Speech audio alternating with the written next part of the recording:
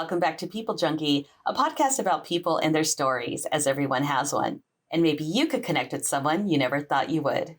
If you've been following the podcast throughout season 1, we so appreciate it. And if you're new to season 2, thanks for joining. Now, my word of the day, as many of you know, I do have a word that embodies my guest, is glamorous. Now, that is defined as attractive or appealing in an exotic or exciting type of way. And my guest is definitely that. I'm speaking of Damian Terriquez, also known as they or him, is one of the hottest non-binary working actors in Hollywood today. You may have seen them on Netflix's show Fabulous or OWN's All Rise. And they also work behind the scenes as well on HBO's The Sex Life of College Girls. They also made the rounds on being interviewed for People magazine in Espanol, New Face magazine, The Daily Mail, and many more. And coming from a humble start growing up across the border in Tijuana to the star rising in Hollywood that just keeps getting brighter, without further ado, I bring you Damian Terriquez. Well, hello, Damian Terriquez. I so appreciate you being here on People Junkie. I've been excited to have you ever since we met a few years ago at Avenida Productions get together. It was awesome. You had a fascinating story, and I just wanted my audience to hear that. And thanks for being on People Junkie. How's it going today? Thanks so much for having me. It's going really good. I'm really having a great day. Awesome. Now, I read a lot about you, and something that I felt like, I started to realize we had a lot of things in common. We'll go into that. You were a cheerleader. I was a cheerleader. You were a dancer. I was a dancer. And you actually were born in the United States in San Diego, but then you grew up in Tijuana, aka Tijuas, Baja California, and I have family there, and I used to go there all the time. I practically grew up there. And I wanted you to talk a little bit about that and how that experience was. Yeah, so I was born in San Diego. I was technically born in Chula Vista, but I just say San Diego because it's like it's like saying, oh, I'm from Burbank to Pasadena to Glendale. It's all kind of the same area. Oh, yeah, I'm familiar. But, I was raised by a single mom. My dad was very much a part of my life, but, I was primarily raised by my mom. And so we did a lot of moving around a lot to the point where eventually it just made more sense to go back to Mexico. So we lived in TJ for a while, and then we would cross the border every day. So like my day-to-day life was still in the US. And so like I still went to school in the US, and all of my friends were in the US, but, I spent the majority of my time and my time off, in TJ. And my mom has like a very, very large family. She's the youngest girl of 9 siblings, and my grandma was the oldest of 13.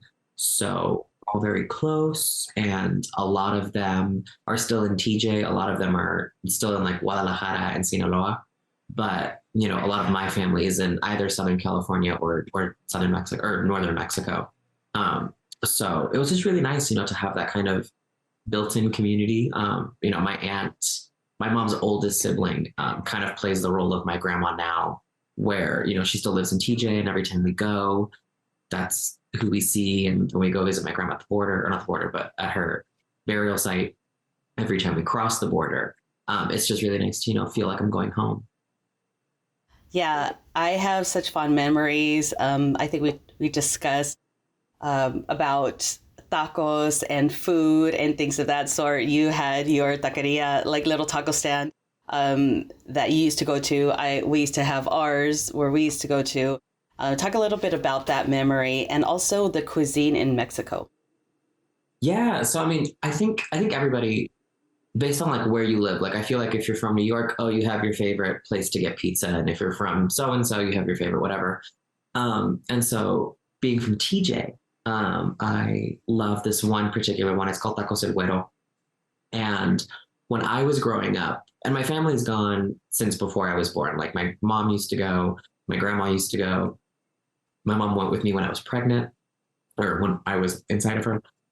So I've gone my whole life. And back when we started going, it was an actual like taco stand, like a little cart that you push.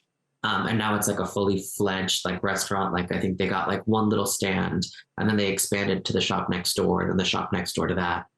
So now they sell a bunch of things. My favorite one is adobada. which is the one that's like on the spit that looks like shawarma, but it's Mexican. And to your point of like Mexican cuisine, it's the only other cuisine in the world that's UNESCO protected or like World Heritage protected.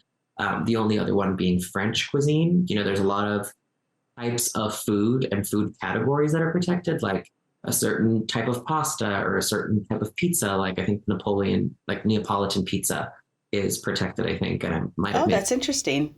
But you know, Mexico has so many indigenous ingredients and indigenous processes that have been going on for like thousands of years with the Aztecs and the Mayans and the Toltecs and the Olmecs.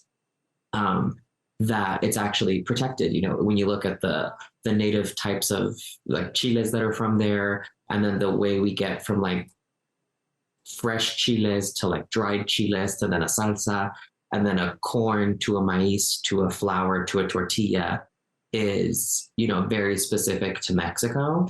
And, you know, luckily the World Heritage Organization agrees with that, and gave us, you know, a World Heritage protection. It's also, I think in all of Latin America, I think Mexico City might have the most Michelin star restaurants, either in the region or in the world, because Mexico City is like very much like a gastronomic hub.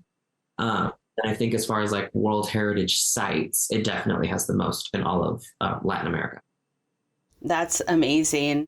I have a saying, if you're not learning something new every day, you're not living. So thank you for helping me live for today. I appreciate that.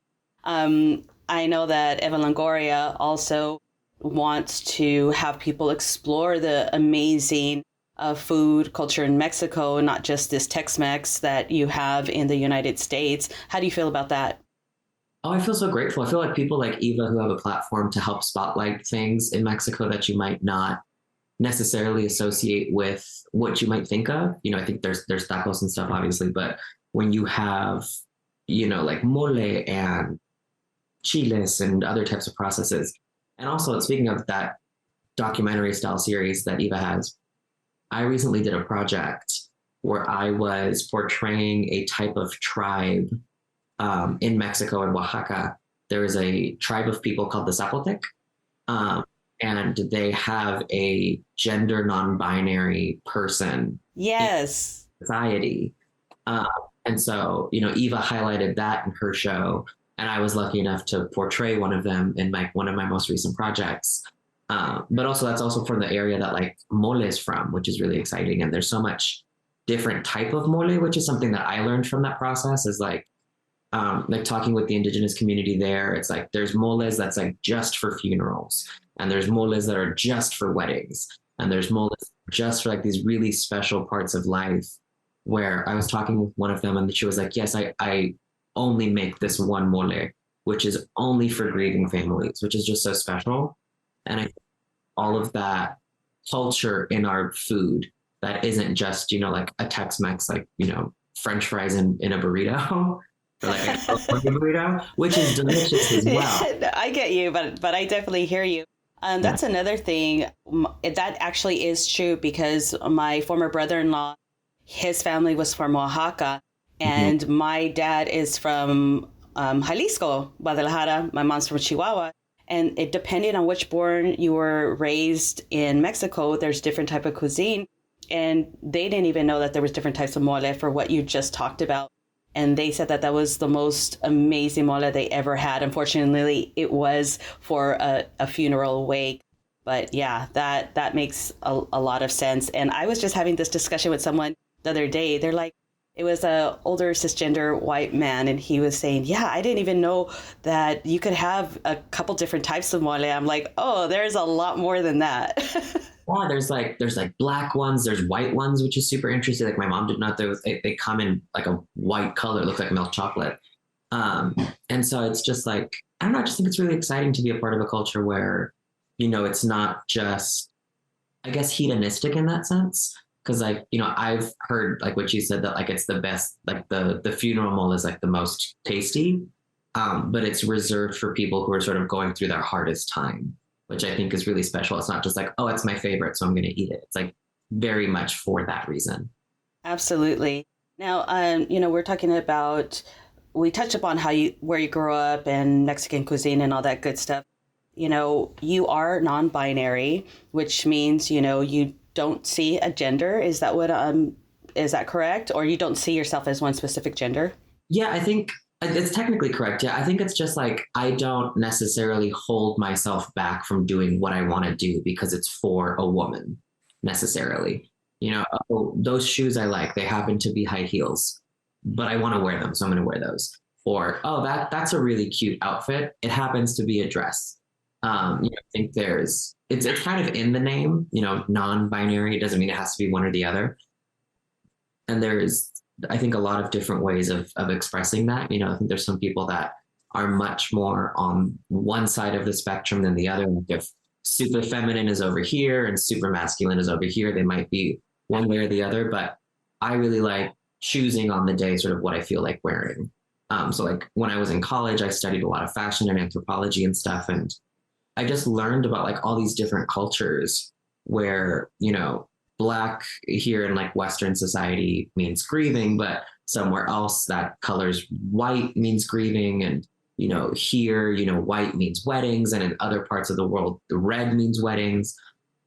And so I was just really exposed to like all these different ways of thinking and, not holding myself to one particular ideology or the other, just kind of like, oh, like, this is also interesting. And, if somebody wants to wear red to celebrate their wedding, that seems like a valid choice. If I want to wear what I want to wear, I think that's also fine. And I don't think it necessarily has to define me. Like I'm not trans, which is a different gender expression. Where you have somebody who was born one gender and wants to transition into the other, which is not what non-binary is. I think oftentimes trans and non-binary are lumped together in the same category. And I think they're very similar experiences sort of from the outside in, but from the inside out, they're obviously very different. But like they're usually lumped in a lot of like DEI, which means like diversity, equity, and inclusion. But like there's a lot of those categories where it's like I work with the Elizabeth Taylor AIDS Foundation and a lot of other charities, but one of them is Flux, which is the transgender and non-binary arm of AIDS Healthcare Foundation.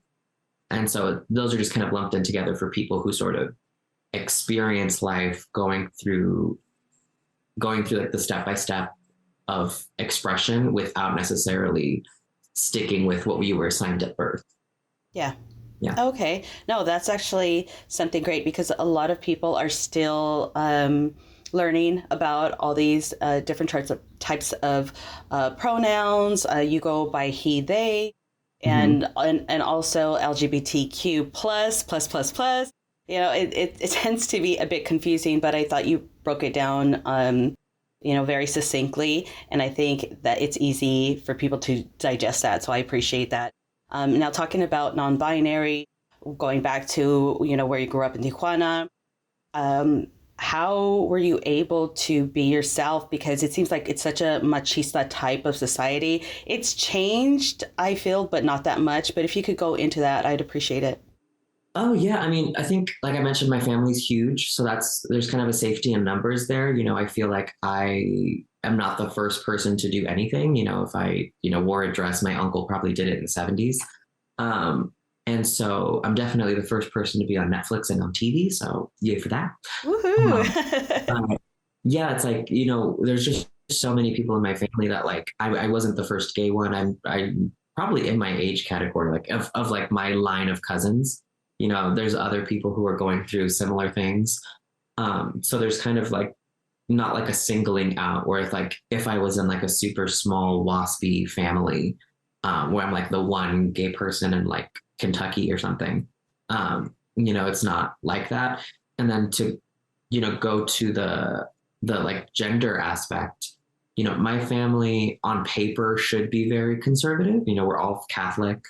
My family's from like a very rural part of Mexico, which is Sinaloa, which is all farmland, really, like the cartel in Culiacan and stuff. But like Guasave, where we're from, is all agriculture. And a lot of my family, the ones that like are in agriculture, grow the corn that makes tortillas.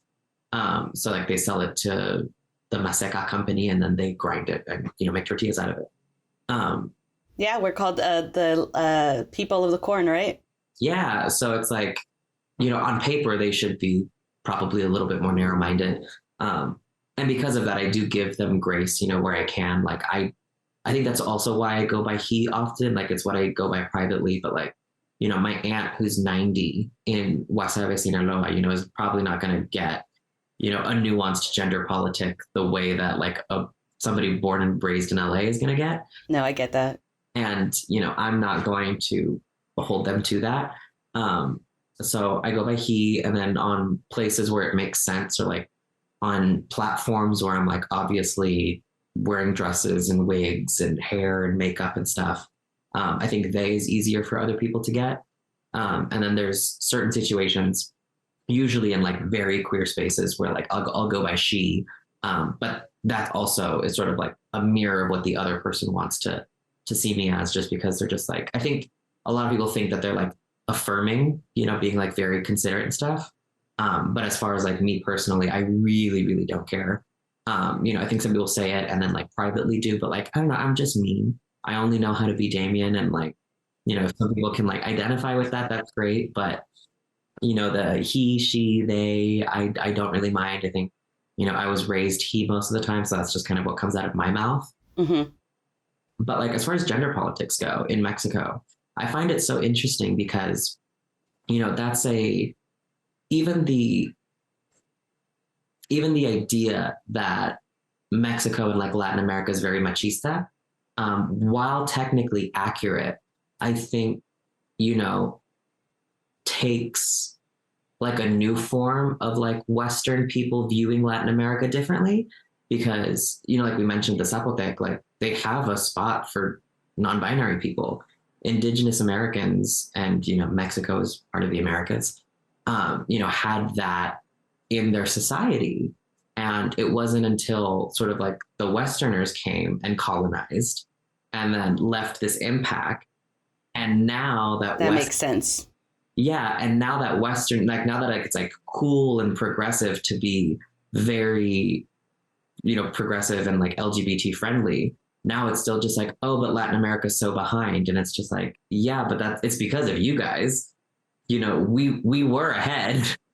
Oh yeah, ahead in many, many ways. And I really appreciate you saying that. We definitely have to get together and have that discussion, because I'm a political junkie, and also very much into sociology. And that's why I wanted to get your take on how you grew up and things of that sort, because it was actually very interesting. Now, going from there, and you were talking about you actually, came back to the United States in high school. You were like in all types of activities, including cheer and also theater, but you were also an amazing dancer, where you were ranked in the top 10 in the country. So if you can talk a little bit about that, I'd appreciate it. Oh yeah. I mean, so when I was younger, my mom had put me and my sister into like a YMCA, like gymnastics dance situation. And since then I always liked the idea of tumbling. But like I said, like, we were very poor and, single family and stuff, or single parent family. So we didn't really get to do any extracurricular activities. When we got to high school, my mom opened her business and was actually able to like provide those extra things. And so I got into cheer because I wanted to tumble. And then I got sick in high school. My freshman year, I was a varsity cheerleader as a freshman, which was very like, didn't happen. But I got sick. I got misdiagnosed with terminal cancer at like 15. So I got dropped from the cheer team because I was in the hospital. And when I I'm sorry. How did you get misdiagnosed? Yeah, I mean, so I went into the hospital with like a huge like lump in my neck, and it was like a very long story. We went like several times, like the emergency room. But basically I got transferred to like a like ear, nose, and throat specialist, and then that person transferred us to a hospital where the only rooms were in oncology ICU, pediatric oncology ICU. Just like, oh, like this is just, it's just because this is the only spot that's open. And we were like, okay. And then we were there for like a week, and then like 2 weeks. And then like they were running a bunch of tests, and then I needed to get a biopsy. And then somebody had like thrown the word cancer around. And then we finally got my biopsy done. It was on my birthday.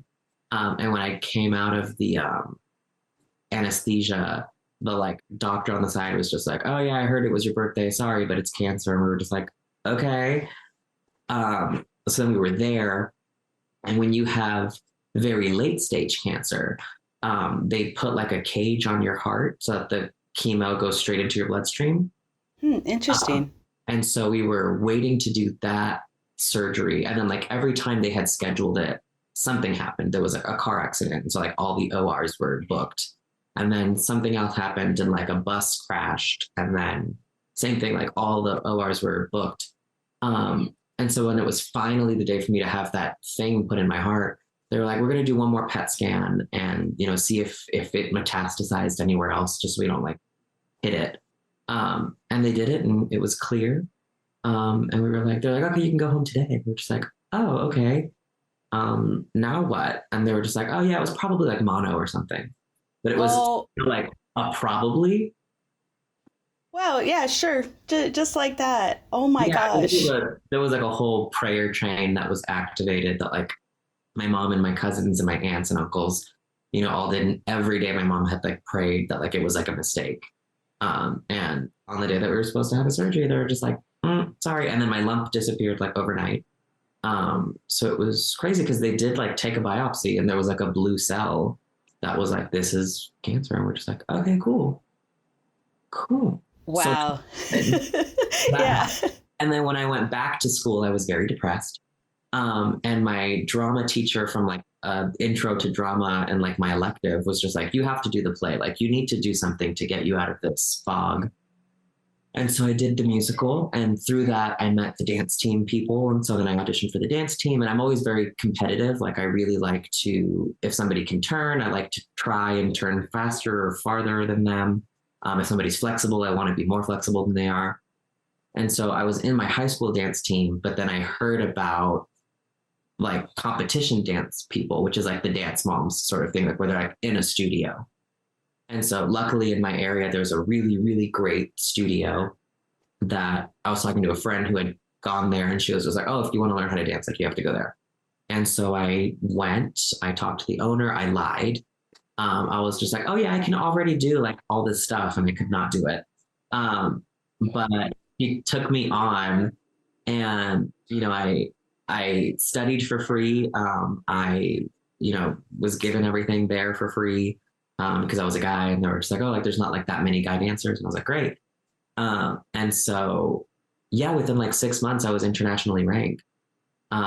And the circuits that we competed in were like all of North America. So it was Canada, the US, and Mexico. And so like in all of those territories, I was like top 10.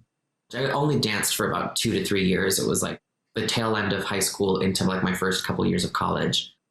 And while I was doing that, I was also working professionally as a dancer. I was lucky enough to, one of the competitions that I, you know, did well at, a choreographer was there and just offered me jobs. She was a big part of my early career in dance, and just like would message me and be like, "Hey, are you free tomorrow? Like we're doing a music video." And I'd be like, "Oh, okay, great. I'll do a music video."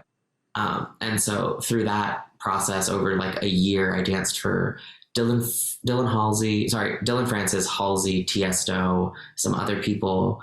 And it was fun, but there's not a lot of money in dance. And unfortunately not.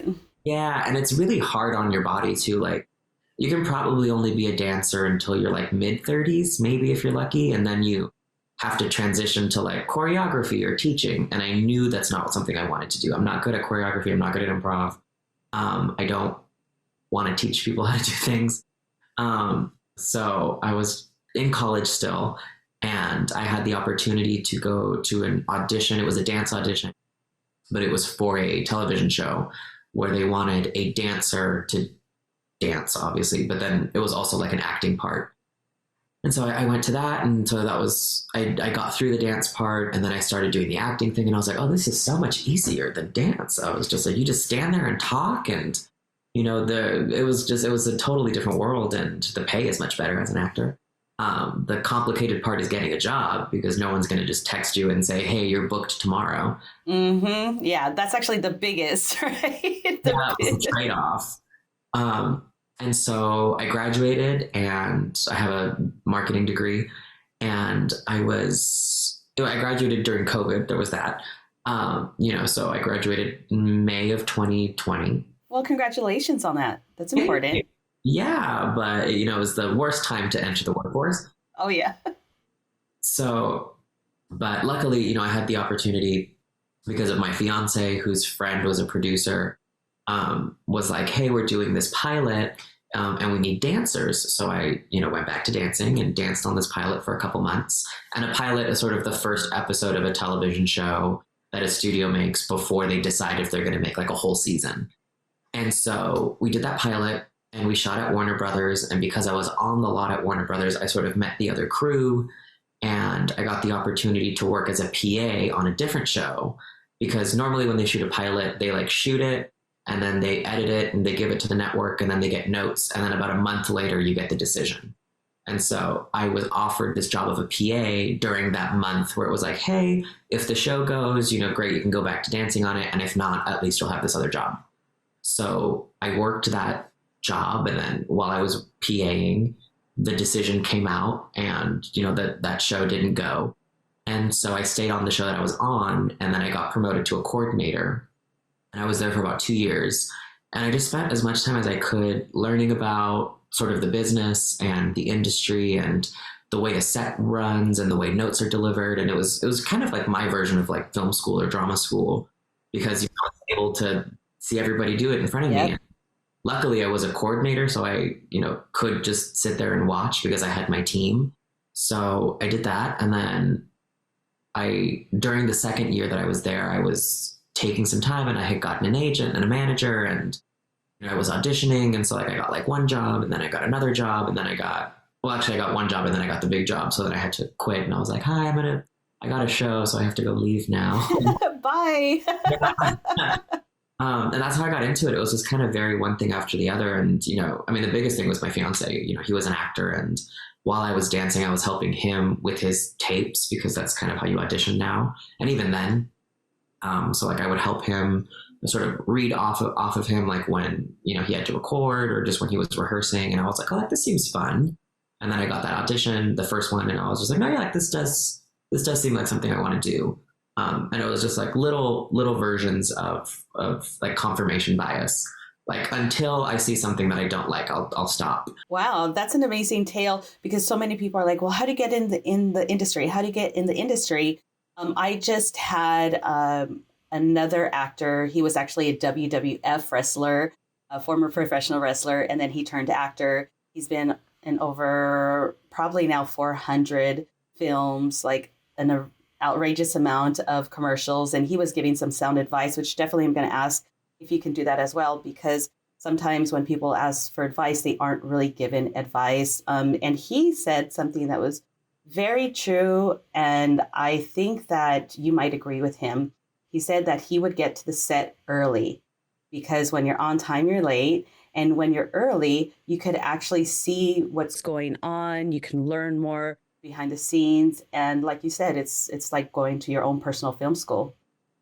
Yeah, I totally agree. I was working, so that was different. But even when I would be coordinating, and like if something cool was happening later in the day, I would clock out and finish my shift. But I was like, I just want to see how this plays out, or like see what that works. Like if something really complicated was happening, I was just like, I'm just really interested. Like I'm just really, really, really interested, and I really love filmmaking and television and the industry generally. And I tell people now too, I was like, I would go back to working production. I think it's so cool and it's so much fun.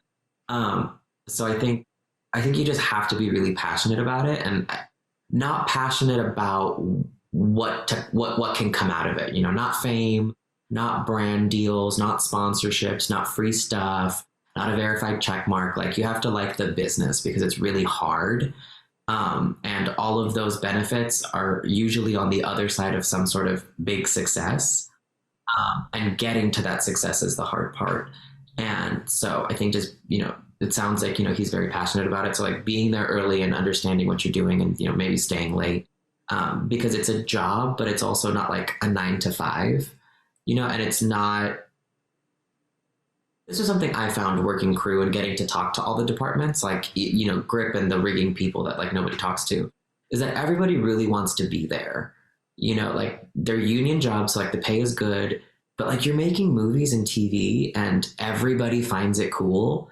Like a Yeah. couple people here and there that are jaded about it, but like it's cool. Like, come on, like it's not like you're stocking stuff at H&M. Like, that you can, only clock in and clock out and leave. Like there's probably not much other benefit unless you're really passionate about clothes or something.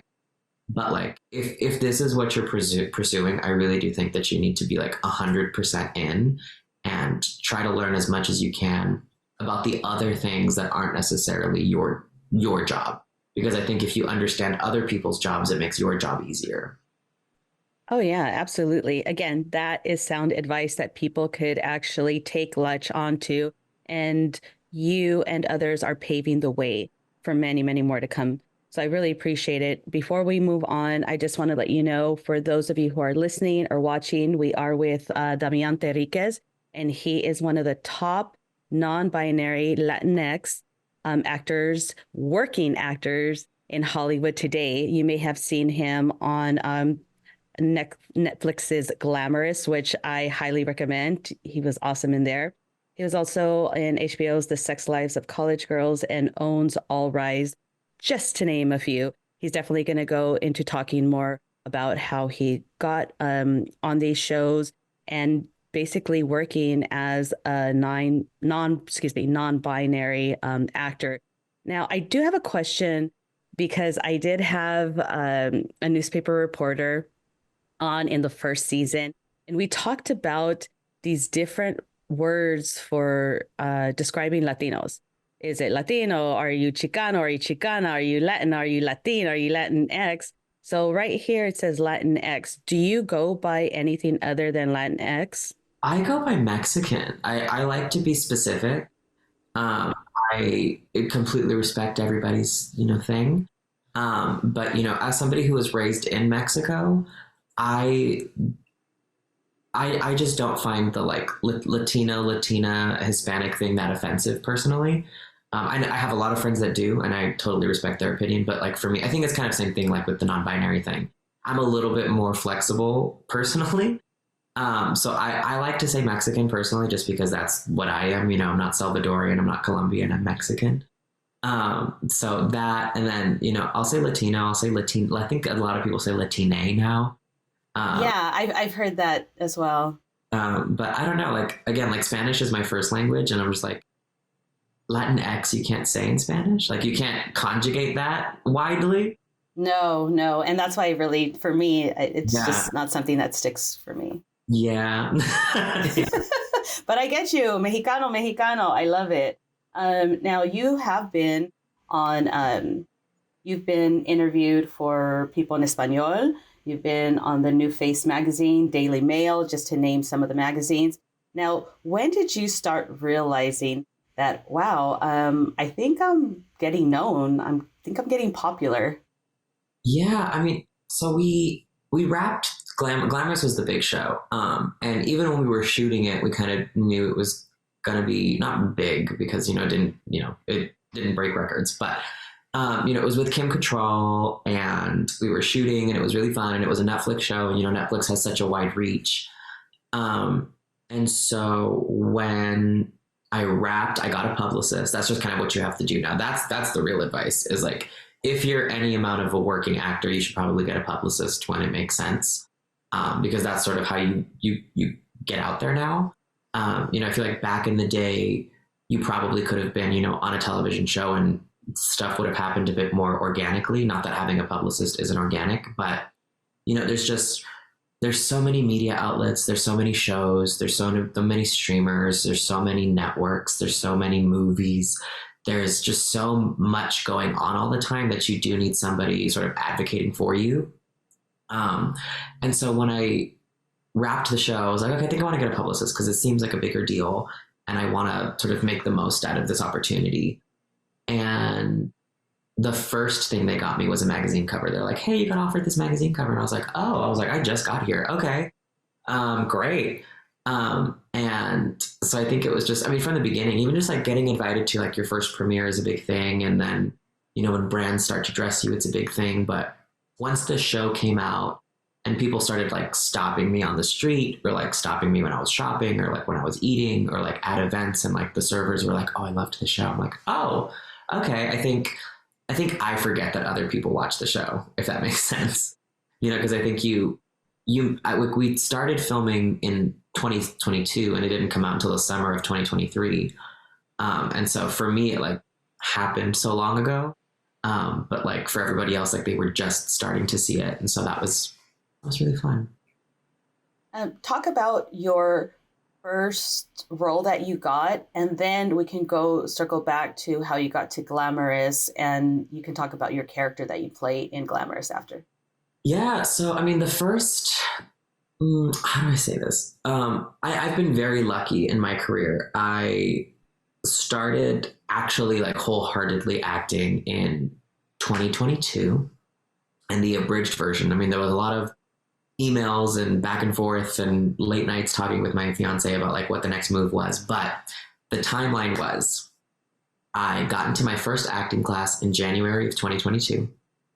I had a manager at the time who I had gotten a few weeks before because I was coordinating on the show. I was coordinating on Sex Lives of College Girls. That was the show that I was working on. Okay. I had made friends with one of the directors and, we would talk at lunch and, in the crafty line, crafty's like where you get snacks. And, my department was COVID. It was during that sort of like swabbing everybody time. And so she was like, oh, like, are you a nurse? Are you a doctor? And I was like, no, none of that.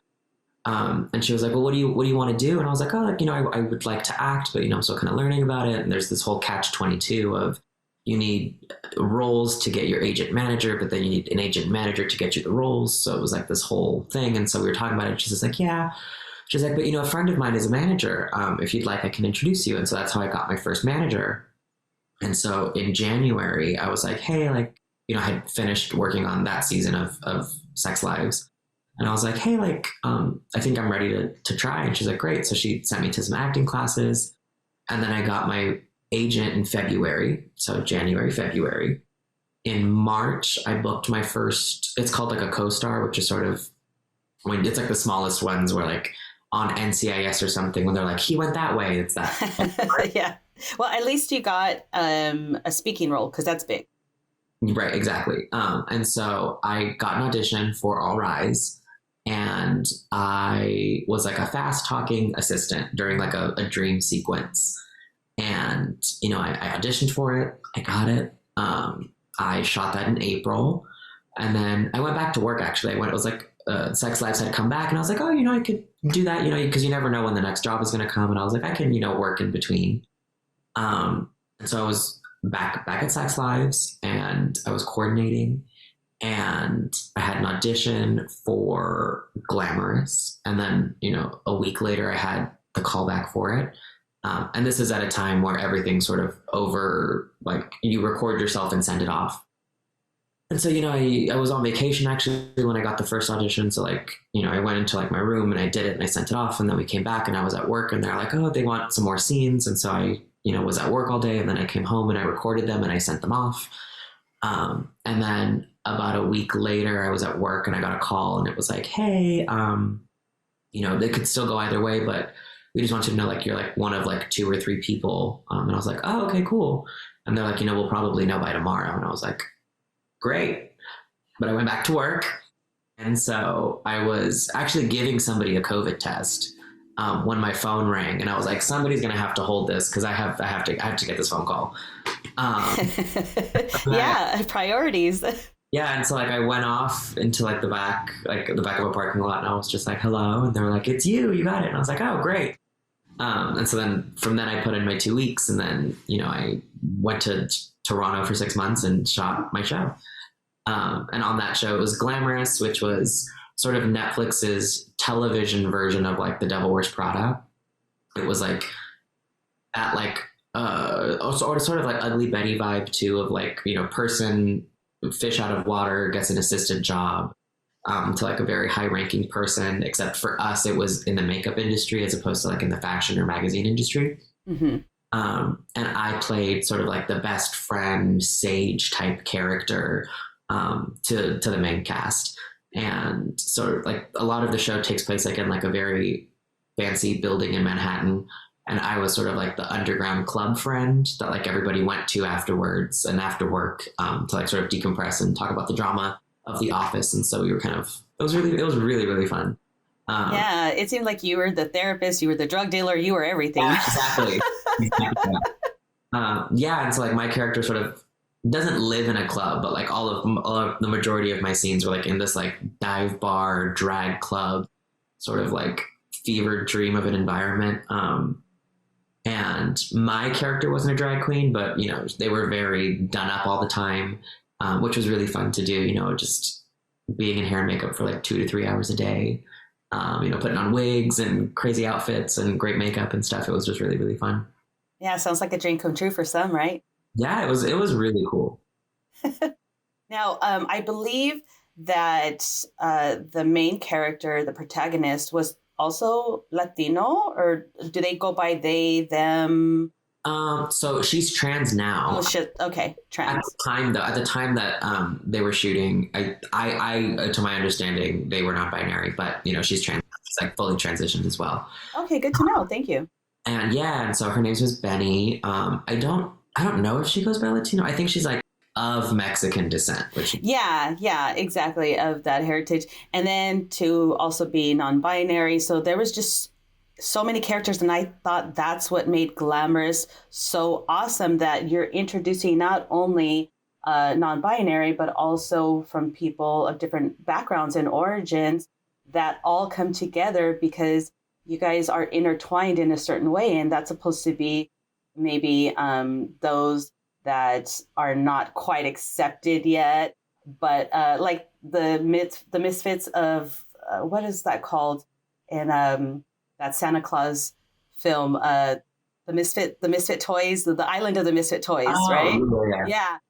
But that's how I saw it. But it actually, the writing was really good. The production value was awesome because, you know, a lot of shows that Netflix does have, they don't have that production value. Like Selena, a lot of people complain that they didn't have that production value that you would see in Glamorous, you know? And so I think that was very groundbreaking, very interesting. What were your thoughts as, you know, you were going onto set and playing, who basically I think you are in real life? It's just like a sassy type individual with sage advice. Yeah, I mean, it was really fun. Like when we got there, like there's a lot of scenes in the office, obviously. But the whole thing was built on like one huge warehouse. We didn't shoot like on an actual soundstage. It was like in like these like big warehouses just because of how big the set was. And the office one in particular, everything was interconnected because they liked to do these like sort of long tracking shots, like where they're walking around without any breaks. So that was really cool to see, like a huge office building. Like it was like 2 stories that you could walk up and do everything. It was really, really cool. That was kind of wild, like to see like that kind of production design for a show that, like, you know, like you said, like arguably could have been put off to the side. I think too, we were produced by CBS, which was really special. You know, CBS and Netflix make a lot of things together, but like, again, to have 2 big studios come together to make a show like this was part of what gave us like a big budget. I don't know if we're like a huge budget, but like that, something that delivers that, you know, so that was fun. And I think being in a show, like you said, that was like full of diverse people, because it wasn't just, you know, one person of color or one queer person or one Latino person. There was really like a gamut of people that, you know, A, would live in New York, you know, it's a diverse city, and B, would also be in these jobs, you know, like these like very, I don't even know what the word is, like fashion and makeup, you'd expect people of diverse backgrounds to be in. You know, I think it's not like a waspy corporate, like it's not Merrill Lynch. You know, if we're talking about Merrill Lynch, somebody could argue, oh, you know, they shouldn't be able to wear stilettos as a expert. Yeah. But it's like, we're at a makeup company. Like, we're at a makeup company. So I think that also provided a level of freedom that was really exciting and, worked with the story, but also worked with, I think, expanding other people's understanding of what people are allowed to look like and be like, because I think a lot of people watched the show for Kim, and I think there was a lot of Sex and the City fans that like wanted to see what Kim Cattrall was up to. That might not necessarily have had that person in their life, like my character's name was Dismal, or like Benny's character's name, who's Marco.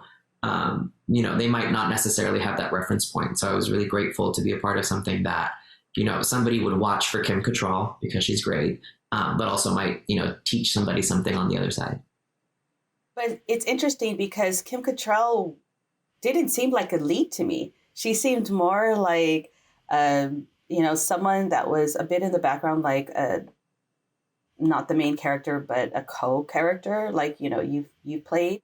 And I feel like she allowed for the other characters to come in and get the spotlight, which I think is amazing because a lot of actors don't do that. They're like, this is my name. I'm going to keep the spotlight, and that's for me. So that was very special, I thought.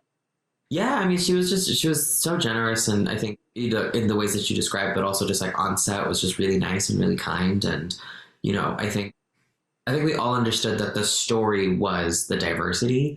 And so I think it was big of Kim to, let that also be the thing. Cause, as a straight white woman, there's not that much you can do in that sense. But I think, allowing us to do what we do and allowing us to, be there with her and her be with us was, really exciting. Absolutely. Now, before we move forward, I definitely want people to find a way to find you.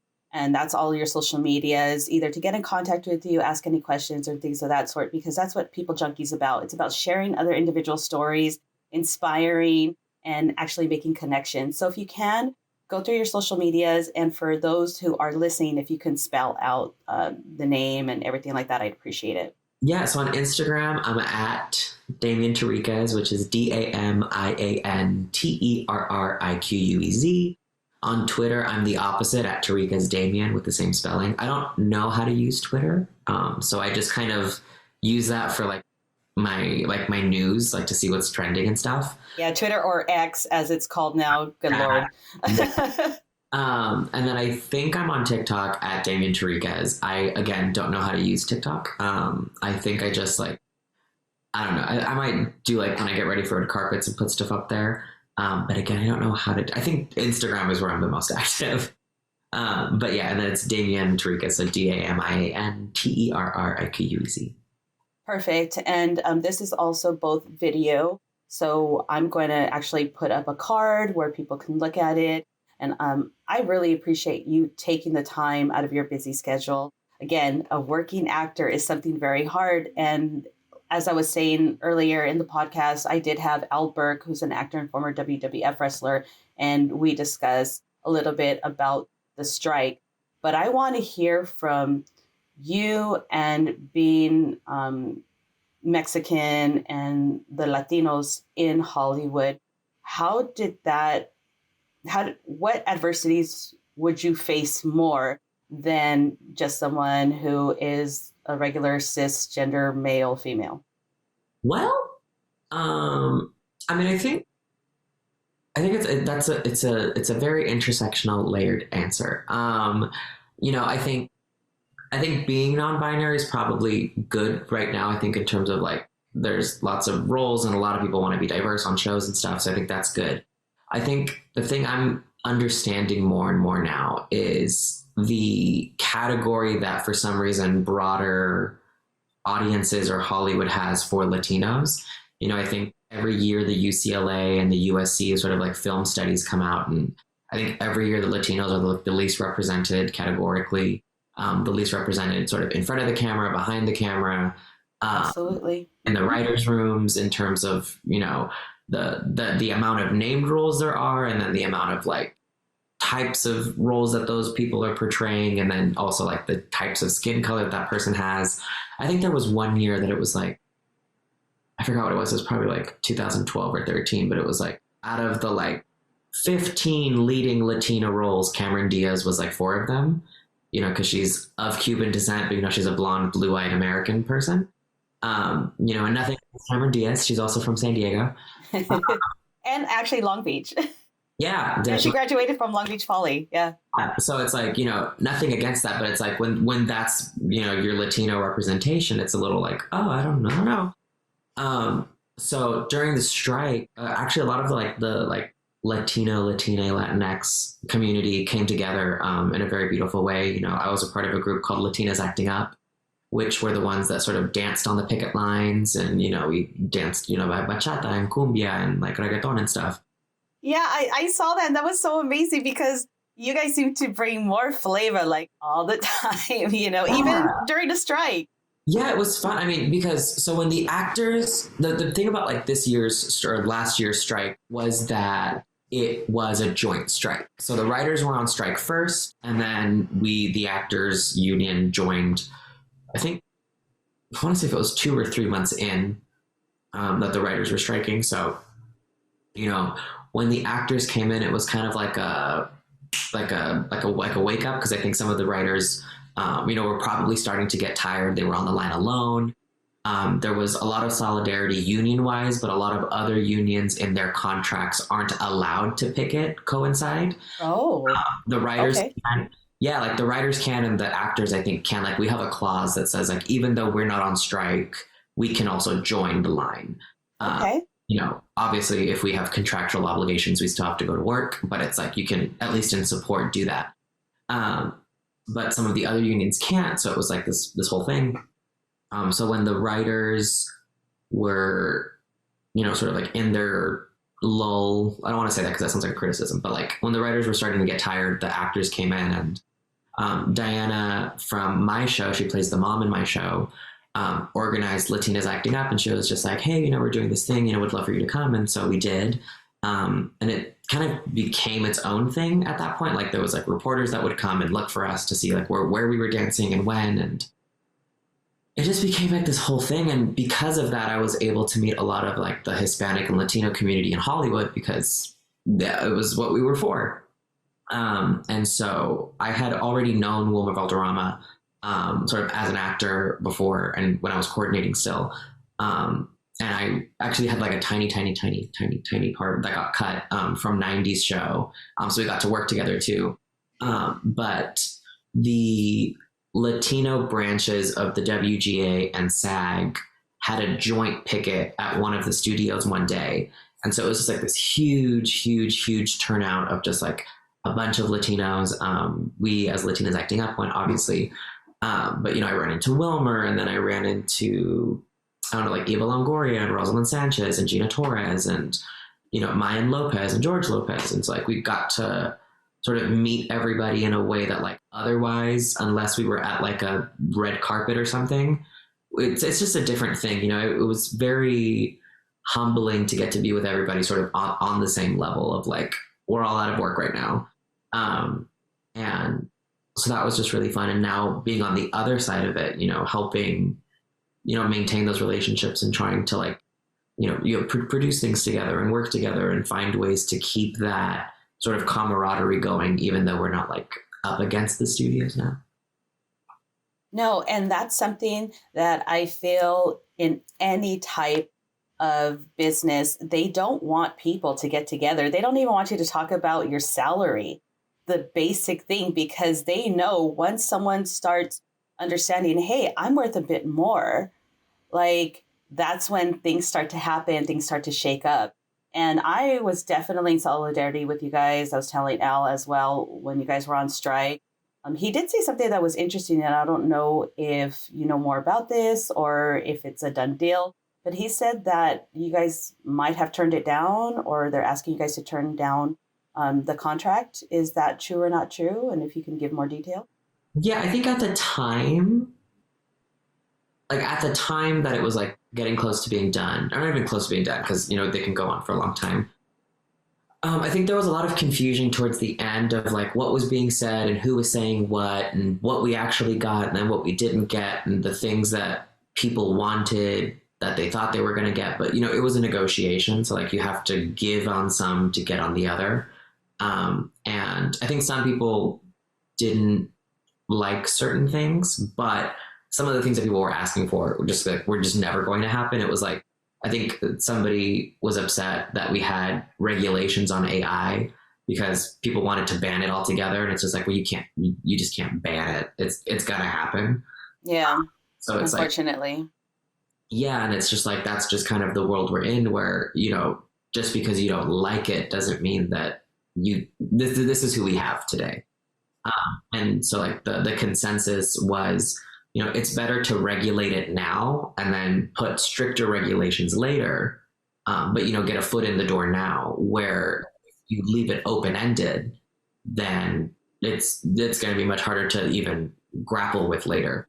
And the thing that I think a lot of people didn't understand at the time was, if we hadn't, because we did ratify it, so it is the new contract, like that's done already. Okay, good to know. Thank you for clarifying.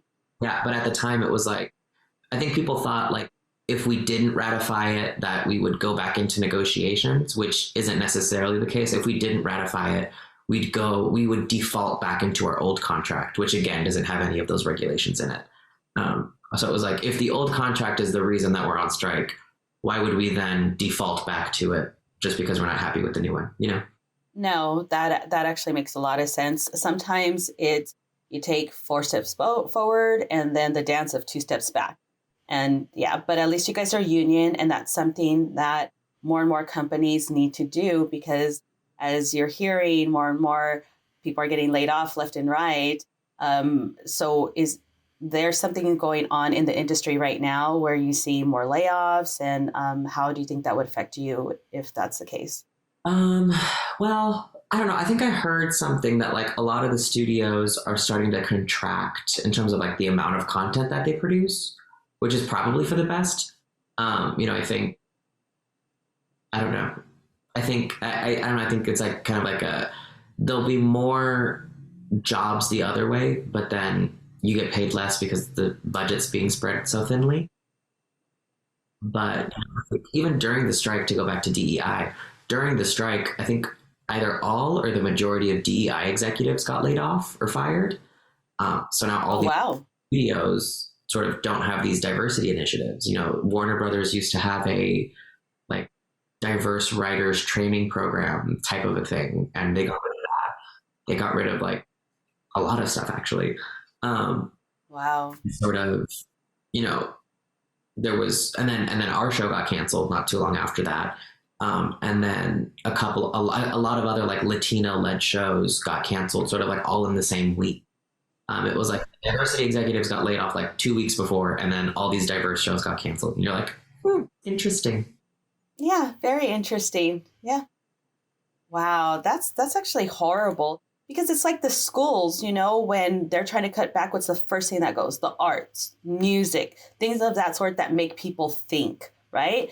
The same thing that's happening right now, what you were just talking about, they push out the diversity, and it goes back to milquetoast that does not benefit anyone, because as you can see, a lot of Latino or those of Latino background, Latinx, Latine, Hispanic, whatever have you, the more shows we make, the more of an audience you have, the more money is spent. Latinos make up, I think, 3/4 of the money that's generated in Hollywood, but yet we're so represented. It's so little represented. Yeah.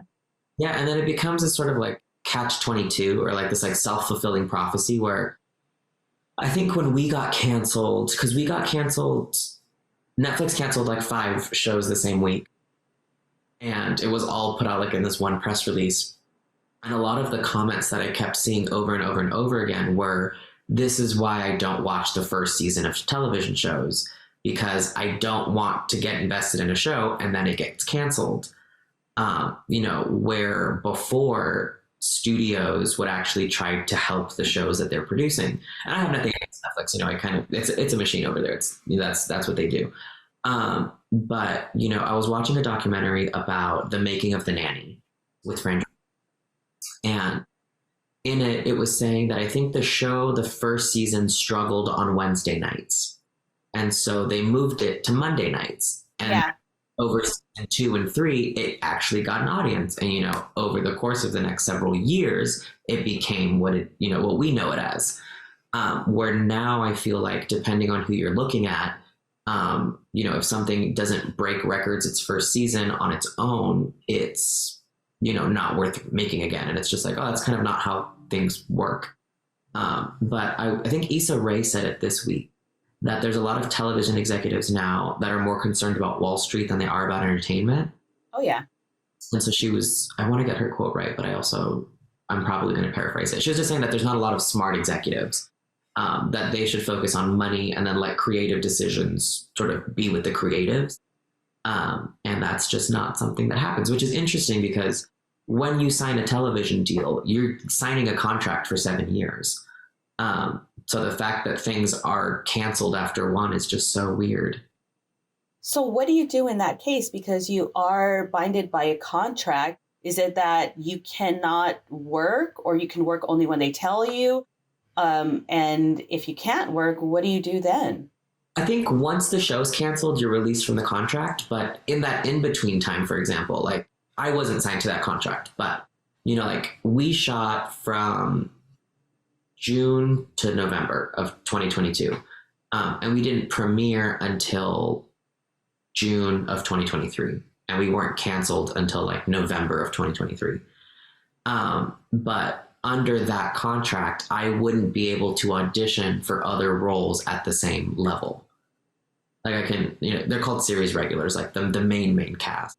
So it's like, if the show's canceled, then you should arguably be able to be looking for more work. But people in that situation are only able to look for more work after November, as opposed to in the whole, 18 months that it's been. Because the idea is, oh no, you have a 7-year contract and, you shoot for 6 months and then you're free to do whatever for 6 months and then you shoot for 6 months. But under this thing, there's like a lot of holding and waiting around, which is part of the strike thing. They reduced the amount of time that you can hold people for. And then they also increased actual payouts for each of that segment of time. That way you're at least getting compensated, even though you're not allowed to audition. Okay, well, that's actually a good thing because, how do you expect people not to work? How are they supposed to, put food on the table and all of that, right? I really appreciate you being so candid about what's going on because a lot of people don't. They're not in the industry, and some people are just like, oh, wow, they make so much money and, they're just complaining just to complain. No, nadie está quejando, para quejar. Like, no one's complaining just to complain. You're there for a reason. And it is a lot of money, like when you see numbers like, oh, they're getting paid $30,000 a week. Like that's a lot, but they're only working, 10 weeks out of the year. And then they're not allowed to work, for 18 months. So it's like, how are you going to make money for 18 months, but then you're not allowed to work? Because, I'm someone, again, I would go back to working production in a heartbeat and I really like it, but I don't think you can expect everybody to then also get a day job, yeah. things, it's like, then the TV you watch is going to be bad because they're going to be juggling a shift at the IHOP. It's like, it can't be both. Like somebody has to be able to make a living that's not a super rich celebrity. And I think that's, what the strike addressed, I think. Absolutely. Now we only have a few minutes left. I want you, if you could talk about how the industry is right now with non-binary community, as well as the LBGTQ plus community. Do you think the industry has grown, or is it at its peak and it's going to go back down? And then also, if you could answer what the future holds for Damian Terriquez. I think it's the best it's been, for sure. I think if you look at the successes of like Pose and like Orange is the New Black, and I know that those shows are older, but I think the industry is very reactionary, and I think something has to be a proven concept before more people are like, okay, let's make more of that. So if you look at MJ, who won the Golden Globe like 2 years ago, if you look at the types of roles that, Sterling K. Brown, is nominated for playing another gay role for an Oscar. I think there's a lot going forward that's going to be really exciting. I know there's a project coming out. J-Lo is going to be in the new Kiss of the Spider Woman, and her company's producing that, which has like a trans non-binary character lead.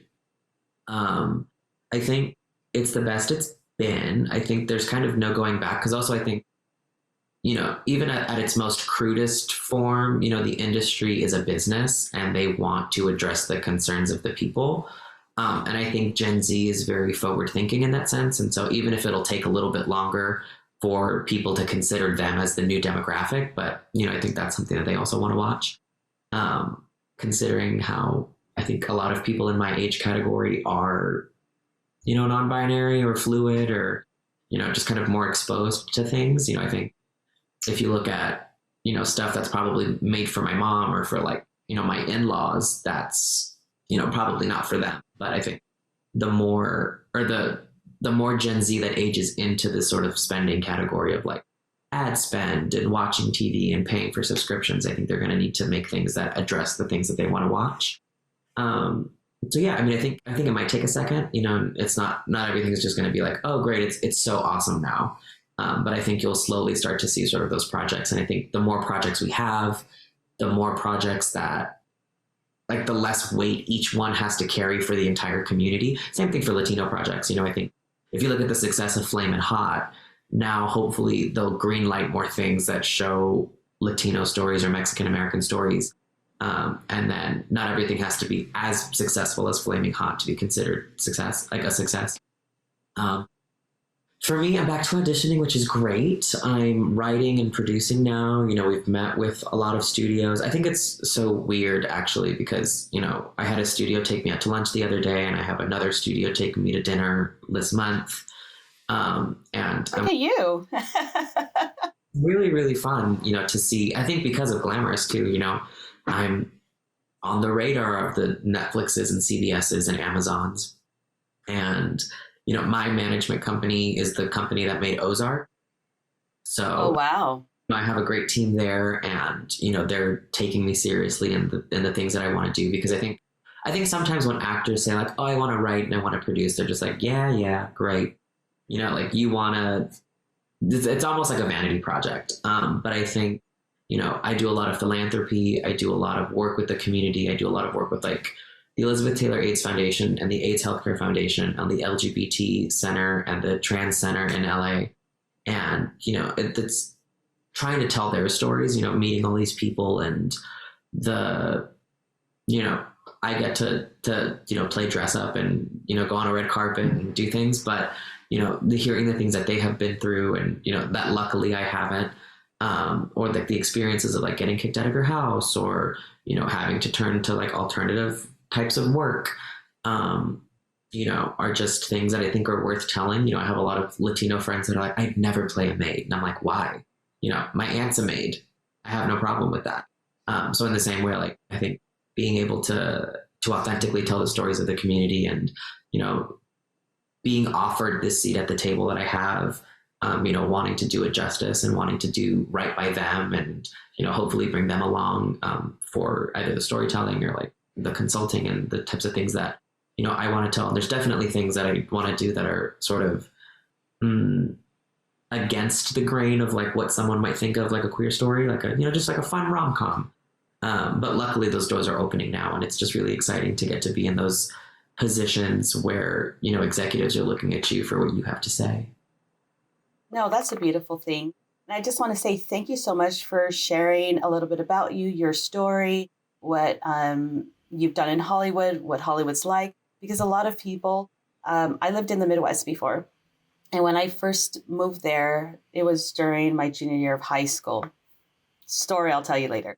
But anyhow, it was very interesting because when we first got there, they said, oh, it's the invasions of the Mexicans, because we were in the rural Indiana, or like we didn't even have a movie theater. We had to drive about 20 miles up north to Bloomington, Indiana, where IU is, in order to even watch films. So what ended up happening was when we were there, it was just so different, where people thought that I lived right near Beverly Hills 90210. Like, oh my gosh, do you know anyone from Beverly Hills 90210? And I tried to explain to them, you know what, that's just a television show. That high school doesn't even exist. But that's what happens. That's the power of television, where people think things exist that they don't. And so you really have to let people know the ins and outs of what's happening, what's real and what's not. Yeah, I mean, and also it's a job, it's a career, and I think people should be informed on what they're getting into.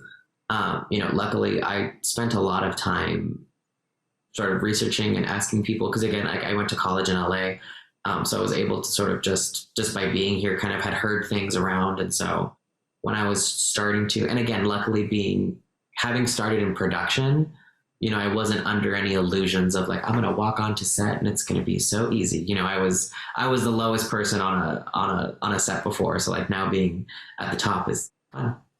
Oh, that's awesome. Well, again, thank you so much for your time. We definitely have to get together soon, talk more, have a couple of drinks. And yeah, let's see where the future will take us, right? Yeah.